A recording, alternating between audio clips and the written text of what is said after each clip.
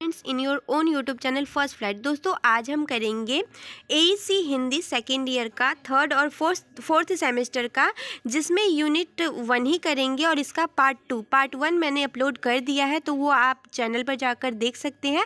इसका पार्ट 2 है व्यवहारिक हिंदी, मतलब कि व्यवहारिक हिंदी जो नॉर्मल हम बोलचाल की हिंदी का यूज़ करते हैं, वो बैंकों में प्रयोग होने वाली हिंदी, मतलब कि बैंक में किस टाइप की हिंदी प्रयोग की जाती है, उसके बारे में आज हम पढ़ेंगे।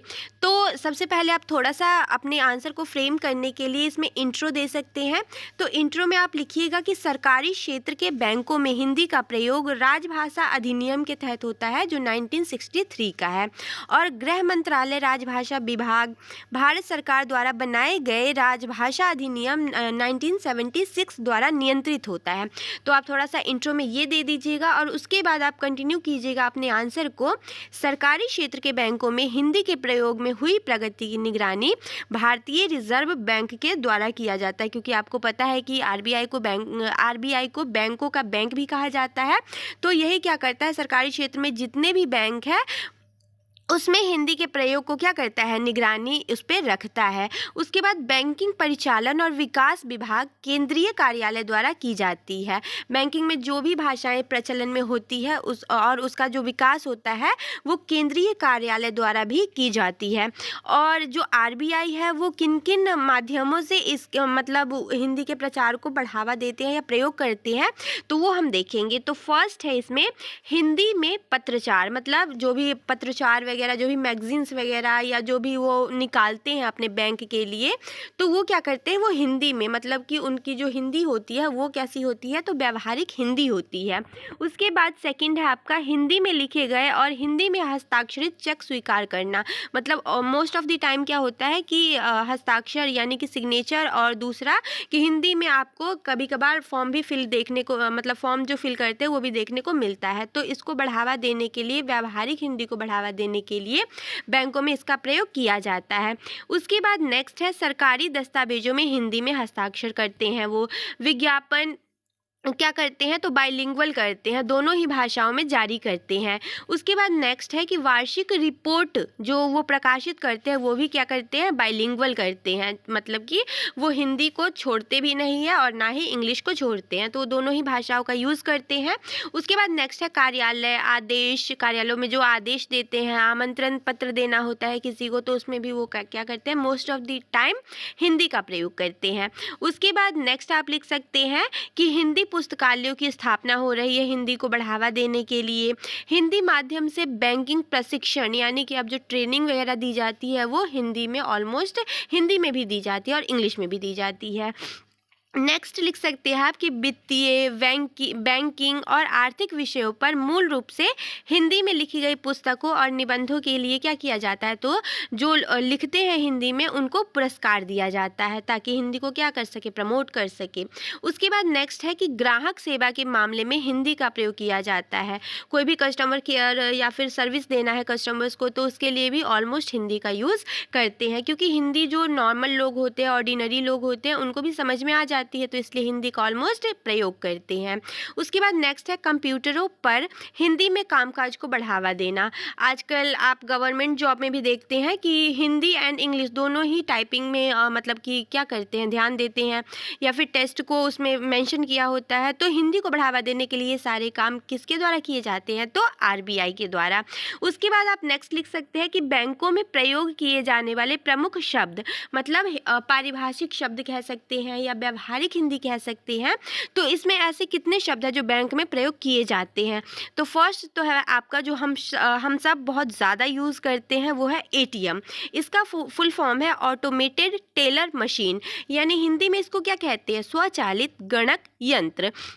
तो हिंदी में थोड़ा सा कॉम्प्लिकेटेड लगता है, लेकिन हमारी मातृभाषा है तो अच्छा भी लगता है बोलने में। तो आप इसको डिफाइन थोड़ा सा कर सकते हैं कि स्वचालित गणक यंत्र जो होता है यह एक ऐसी मशीन है जिससे एटीएम कार्ड या डेबिट कार्ड का उपयोग करके क्या करते हैं हम तो अपने खाते से जो जमा पैसा होता है वो निकाल सकते हैं। उसके बाद नेक्स्ट है CDM यानी कि कैश डिपॉजिट मशीन। इसको हिंदी में क्या कहेंगे, रोकड़ जमा यंत्र, यानी रोकड़ जमा यंत्र कहते हैं इसको। और यह एक ऐसी मशीन है जिसमें एटीएम कार्ड या डेबिट कार्ड का यूज़ करके क्या करते हैं, या कार्डलेस भी कई तरीके से हम फिंगरप्रिंट का यूज़ करके इसमें हम अपने फ़ोन नंबर और अपने अकाउंट नंबर से क्या करते हैं तो नगद क्या करते हैं, निकालते हैं। उसके बाद दूसरा है हमारा DR और CR। DR का मतलब होता है निकासी, मतलब निकालना, और CR का मतलब होता है जमा करना। तो DR का प्रयोग डेबिट जनरली हम इसको कहते हैं निकासी के लिए किया जाता है, और CR का प्रयोग क्रेडिट यानी कि जमा के लिए किया जाता है। DR होता है तो क्या होता है, हम सैड हो जाते हैं, और CR होता है तो हम जनरली खुश हो जाते हैं। उसके बाद जब रकम क्या होता है, DR होती है तो खाते से बैलेंस कम हो जाता है तो हम सबको दुखी होना पड़ता है, और जब CR होता है तो क्या होता है, बैलेंस बढ़ जाता है तो हम खुश हो जाते हैं। उसके बाद नेक्स्ट है हमारा बैंक पुस्तिका यानी कि पासबुक। तो यह छपा हुआ रिकॉर्ड होता है जिसको लेकर हम, जैसे हमने कोई विड्रॉल किया है तो उसमें हम अपना जाकर प्रिंट करवा लेते हैं कि हाँ हमने कितने निकाले हैं, कितना हमारा बचा हुआ है, तो ये रिकॉर्ड रखा जाता है उसमें। उसके बाद नेक्स्ट है हमारा चेक। तो चेक क्या होता है, एक ऐसा फॉर्म या पर्ची कह लीजिए जिससे हम अपने खाते से किसी को भी भुगतान कर सकते हैं। होता है ना कि आप मुझे चेक दे दो, 5,000 का दे दो, 10,000 का दे दो, तो ये चेक होता है जिसके माध्यम से आप भुगतान कर सकते हैं किसी को, या किसी व्यक्ति से भी अपने खाते में भुगतान स्वीकार कर सकते हैं। और यह कैसे होता है, तो यह ऑफलाइन होता है। उसके बाद हमारा नेक्स्ट है चेकबुक। चेकबुक में क्या होता है, तो एक पुस्तिका है यह जिसमें आमतौर पर 25 या 50-100 चेक होते हैं, और ये क्या होता है, तो ये बैंक खाता धारक को जारी करता है ताकि वह क्या करे, समय समय पर भुगतान करने के लिए किसी को जारी कर सके। उसके बाद नेक्स्ट हमारा है क्रेडिट कार्ड। तो इंग्लिश में और हिंदी में दोनों हम सेम ही लिखते हैं, इसको देवनागरी स्क्रिप्ट में लिख दिया जाता है। तो इस कार्ड से हम क्या करते हैं, भुगतान उधार के रूप में कर सकते हैं।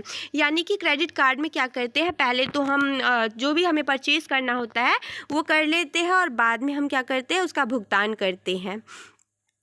उसके बाद नेक्स्ट हमारा है, और इसमें एक टाइम पीरियड भी दिया जाता है। जो क्रेडिट कार्ड होता है उसमें एक निर्धारित तिथि होती है, उससे पहले हमें भुगतान करना पड़ता है।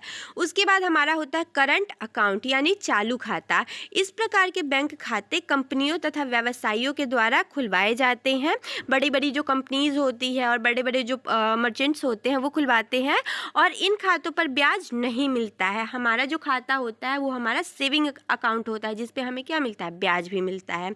उसके बाद नेक्स्ट हमारा है जमा पर्ची, मतलब डिपॉजिट स्लिप। तो जब हम जमा करने जाते हैं पैसे तो हम क्या करते हैं, डिपॉजिट स्लिप फिल करते हैं। तो डिपॉजिट स्लिप यानी जमा पर्ची एक फॉर्म होता है जिसे बैंक खाते में धन अथवा चेक जमा करने के लिए उपयोग किया जाता है।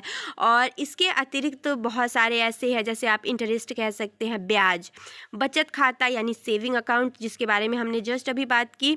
ये सारे ऐसे शब्द हैं जो बैंकों में प्रयोग किए जाते हैं, और बैंकों में हिंदी के प्रयोग को दिन प्रतिदिन क्या किया जा रहा है, तो बढ़ावा दिया जा रहा है।